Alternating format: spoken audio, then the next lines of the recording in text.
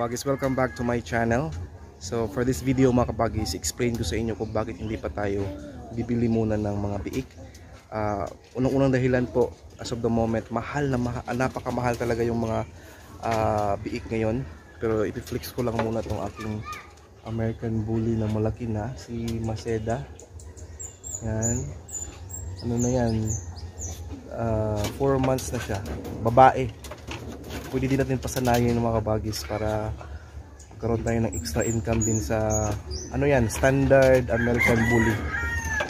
Alright. So, yun nga mga kabagis na explain ko sa inyo kung bakit ayaw ko munang bumili ng biik ngayon. Dahil nga mahal sila. Aside sa mahal yung mga biik ngayon mga kabagis, may tendency tayo na malugi kung bibili tayo this time kasi mahal siya, and then after nating pakainin in 3 months or 4 months, no, biglang bagsak naman yung presyo ng ating karne or yung ating bilihan ng mga baboy. So as of the moment, hindi ko lang muna i-push yung pagbili ng bagong mga biik after to babenta yung mga baboy natin sa katapusan, kasi i-observe ko yung pag iinahin natin mga kabagis. So mag-inahin tayo starting May, no? Itong mga batch na to, kukuha tayo ng isang inahin dyan, and then isang inahin din dito na sa batch na to mga kabagis. So yun, kaya hindi muna ako kukuha ng biik. Alright?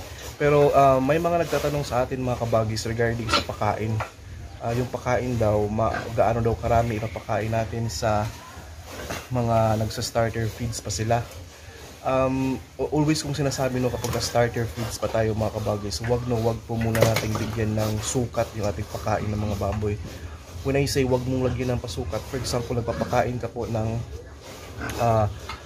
baboy mo umaga, tanghali at hapon, ibigay mo lang yung kaya nilang ubusin. For example, magbigay ka ng 5 takal ng may sukat ka na 5 takal. Pagtingin mo na ubos na, bigay ka na naman ulit ng konti-konti hanggang sa ayaw na nila. So yun yung pakain natin sa starter stage ng mga baboy mga kabagis. Kaya kailangan natin yung intindihin na hindi bigyan ng sukat, dahil dyan yung foundation ng ating mga baboy. Kasi kung sa starter feeds pa lang mali na at magkukulang-kulang tayo dyan, mahirapan na tayong palakihin sila sa grower stage at saka sa finisher stage nila. So yun yung advice ko dyan mga kabagis. As of the moment, paliguan muna rin sila kasi magpapaligo ako. Yan. Ang mga baboy mga kabagis, yan, no? Kailangan talaga nilang maligo. Hindi dahil sa madumi na sila, pero kailangan mo silang paliguan dahil mainit yung katawan nila. Isa yan sa technique, isa yan sa mga paraan na lalaki sila dahil masarap yung kanilang tulog, naliguan mo sila at malamig yung kanilang katawan. So pakita ko sa inyo mga kabagis, mapaligo tayo. Ito kabagis, oh. Kakatapos lang nilang nananghalian, and then papaliguan nyo yan mga kabagis. Hindi dahil marumi na, hindi kapag ganitong panahon. So sa mga nagtatanong dyan kung ilang beses akong nagpapaligo, mostly po before silang kumain pinapaligo, then after silang kumain pinapaligo din. Tapos yan, may kakatapos lang kasi nilang kumain, yan pinapaligo ko.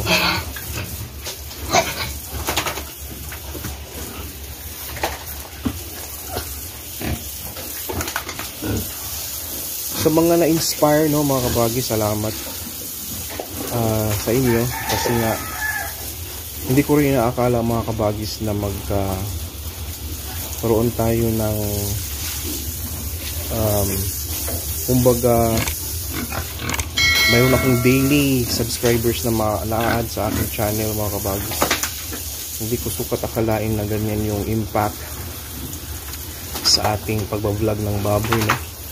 Pero natuwa ako dahil everyday may nadagdag ng mga subscribers, and thank you so much.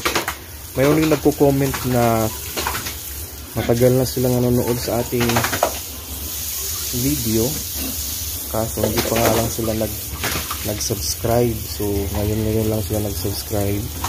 So thank you so much sa inyo. And siya nga pala, ngayong gabi na po yung ating giveaway, yung paraffle natin. Magla-live streaming ako niyan. I-watch nyo ko mga kabagis para sabay nating ma-witness kung sino yung mananalo. And sa pagkakakita ko sa data mga kabagis, konti lang yung nag-qualify ngayong week nung nag-follow sa ating Facebook page. Kung nag-follow kayo, right after ninyong na-follow mga kabagis, mag-comment ka agad or magbigay ka agad kayo ng message doon mismo sa sa chat room ng page na yon na nakapag-follow na kayo at nakita nyo yung item na nagpa-flash sa ating video for this week, para mahabol natin yan mamaya sa ating paraffle.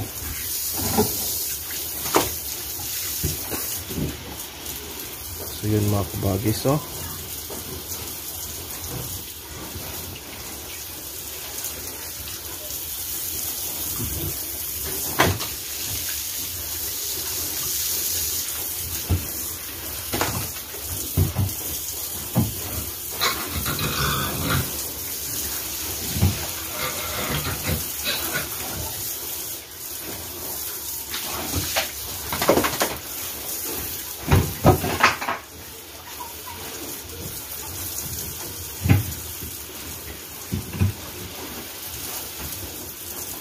So yun, kapag yung mga nakabili na ng biik, congratulations sa inyo.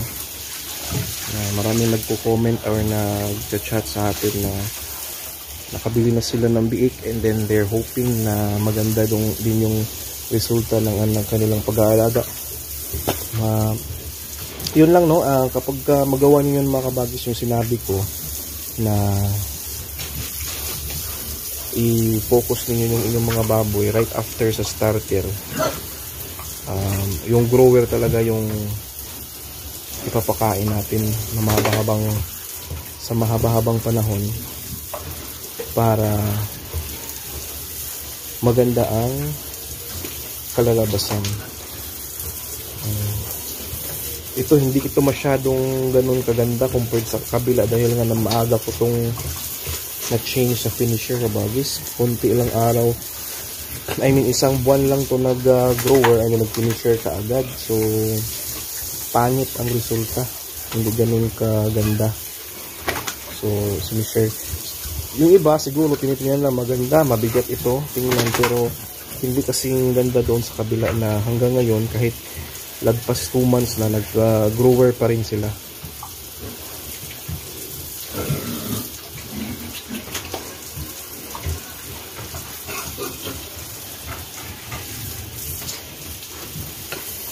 Pinapakita ko lang sa inyo na habang naliligo, pinapaliguan ko yung ating mga baboy.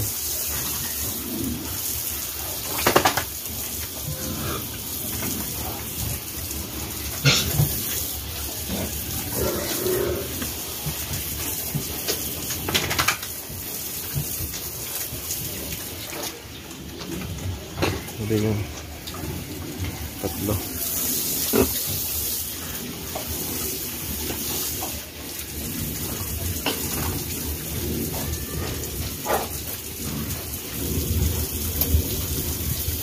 Itong tatlo naman magkasabay lang to sila doon sa kabila, pero na transfer to dito dahil may mga basa yung kanilang dumi noon nung mga maliliit pa, kaya ito yung sila na transfer.